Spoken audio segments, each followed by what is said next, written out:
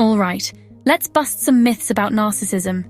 We're going to unpack some common misconceptions and get to the heart of what this term really means. It's a word that gets thrown around a lot, often inaccurately. So let's set the record straight. When you hear the word narcissist, what pops into your head? What images or scenarios come to mind? Is it someone you know or a character you've seen on TV? Take a moment to consider your initial reaction. Some villain twirling their moustache maybe, plotting some dastardly scheme with an inflated ego. Or your mate's ex who couldn't stop posting gym selfies. Always showing off their physique and seemingly obsessed with their appearance. But here's the thing, narcissism is way more complicated than all that. It's not a simple label you can just stick on someone based on a few superficial observations.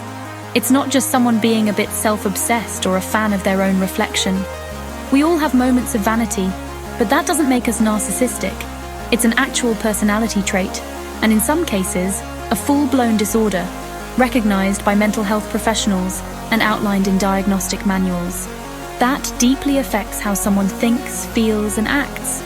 It shapes their relationships, their self-perception, and their overall experience of the world. Let's start with the basics. Narcissism sits on a spectrum. Think of it like a sliding scale with varying degrees of intensity. Most of us have a sprinkle of it. I mean, who doesn't love a cheeky compliment? A little ego boost can be a good thing, right? But for some, it goes way beyond confidence. It becomes a dominant force in their lives, influencing their every decision and interaction. We're talking about an extreme need for admiration, a constant craving for validation and attention from others, a lack of empathy, a difficulty understanding or sharing the feelings of others, often leading to insensitive or dismissive behavior, and a pattern of manipulating or taking advantage of others, using people as pawns to get what they want, without regard for their feelings or well-being. That's when you get into the territory of narcissistic personality disorder, or NPD, a clinically recognized condition with specific diagnostic criteria. Now, here's the myth. Narcissists just love themselves too much. They're so enamored with themselves that they can't possibly care about anyone else. Not quite. That's a common misconception that oversimplifies a complex issue. At their core, people with narcissistic traits often feel really insecure. They may project an image of confidence, but underneath it all, they're struggling with deep-seated feelings of inadequacy.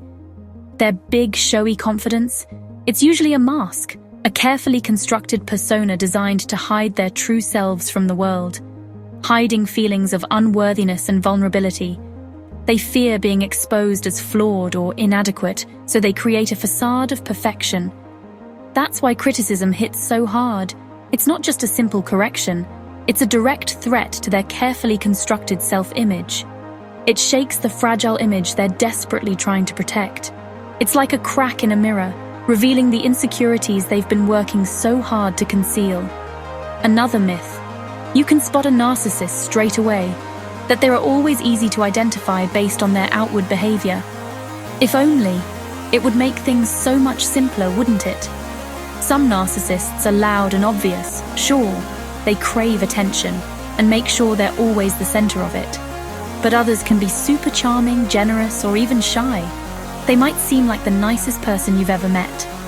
They might seem helpful and attentive until things don't go their way. That's when the mask can slip and their true colors start to show. The point is, it's not always black and white. There's a lot of nuance and complexity involved. And here's a big one. Narcissism is just a fancy word for being selfish, that it's simply a matter of someone being inconsiderate and putting their own needs first.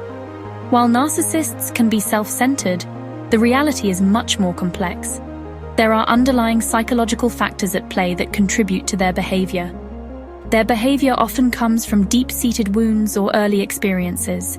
Traumatic events or dysfunctional family dynamics can play a significant role in the development of narcissistic traits. It's not an excuse, but it does mean there's more to the story than just bad behavior. Understanding the root causes can help us approach the situation with more empathy and understanding, even if it doesn't excuse the behavior. So, what's the takeaway? What are the key things to remember from all of this? Spotting narcissism isn't about slapping a label on anyone who's a bit full of themselves. It's not about diagnosing everyone you disagree with. It's about understanding the patterns, the reasons behind them, recognizing the underlying insecurities and motivations, and knowing when those traits cross the line into something harmful, for them and for the people around them. When does it become a pattern of manipulation, abuse, or exploitation? If you're curious about this stuff, keep digging. There's a wealth of information available on narcissism and related topics. Understanding narcissism can help you set boundaries, protect yourself from manipulative behavior, and create healthier relationships. Look after your own mental health, prioritize your well-being, and seek support if you're struggling in a relationship with someone who exhibits narcissistic traits. And maybe even see a situation or a person a little differently. It can provide valuable insights into human behavior and help you navigate complex social dynamics.